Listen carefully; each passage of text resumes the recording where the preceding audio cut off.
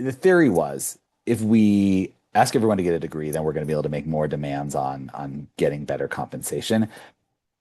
I don't know that that's been borne out. The other argument is you fight for childcare as a right, early care and education as a right in and of itself, which inherently requires having, well compensated educators, and then you're going to be able to at that point continue to raise the quality bar once the money is in there. The other problem is turnover, right? When you are losing 40 to 50% of the workforce every single year, and they're not going across the street to another childcare program, they're going across the street to Target because they're going to make more money.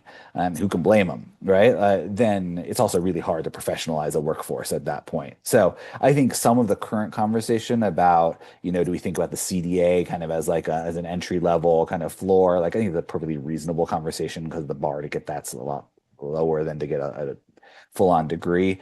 The other tension we should say is like the country is moving in a place, and I think largely the early care and education field is moving towards this idea of if you ask parents what kind of care they want, some of them will tell you that they want their kids in a licensed program. Lots of them will tell you they want their child with a grandparent or with a family member or with a neighbor or a trusted friend, and plenty of them will tell you that they want to take care of the kids themselves.